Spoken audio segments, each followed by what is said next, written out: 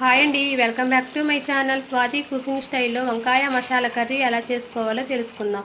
వంకాయ కూర అంటే ఇష్టం లేని వాళ్ళు కూడా చాలా ఇష్టంగా తింటారు. ఇలా చేసి పెట్టండి.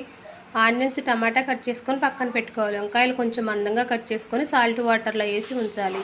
కొంచెం పచ్చనిపప్పు కూడా నానబెట్టుకోవాలి. సవిరిగించి కళాయి పెట్టి 3 టేబుల్ స్పూన్ ఆయిల్ వేసి ఆయిల్ బాగా హీట్ అయ్యాక కట్ చేసి పెట్టుకున్న ఆనియన్స్ వేసి బాగా ఫ్రై అవ్వనివ్వాలి.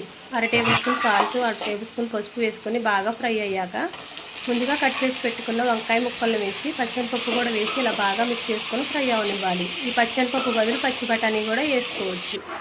మిక్సీ బౌల్లో కొంచెం కొబ్బరి ముక్కలు తీసుకొని మెత్తగా గ్రైండ్ చేసుకొని పచ్చిమిర్చి, కట్ చేసుకున్న టమాటా ముక్కలు, కొంచెం ఎల్లిపాయ రెప్పలు, కొంచెం అల్లం ముక్కలు వేసుకొని మెత్తగా పేస్ట్ చేసేసుకోవాలి మసాలా లాగా.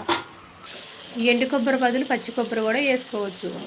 ఇలా బాగా ఫ్రై అయిపోయిన వంకాయ ముక్కల్లో ఈ పేస్ట్ మొత్తం వేసి ఇలా బాగా మిక్స్ చేసుకొని కారం సరిపోకపోతే కొంచెం 1/2 టేబుల్ స్పూన్ కారం వేసుకొని ముందుగా పచ్చిమిర్చి వేసాం కదా, కారం చూసి వేసుకోవాలి. ఇలా ఆయిల్ సపరేట్ అవుతున్నప్పుడు కొంచెం వాటర్ పోసి రుచికి సరిపడా సాల్ట్ వేసుకొని ఇలా మిక్స్ చేసుకొని 10 నిమిషాల పాటు ఉడికించుకోవాలి. 10 నిమిషాల తర్వాత 1/2 టేబుల్ స్పూన్ గరం మసాలా వేసుకొని ఇలా మిక్స్ చేసుకొని స్టవ్ బంద్ చేసుకోవాలి. ఎంతో రుచికరమైన వంకాయ మసాలా కర్రీ రెడీ అయింది. మీరు కూడా ట్రై చేయండి, చాలా బాగుంటుంది. ఈ వీడియోకి లైక్ చేయండి.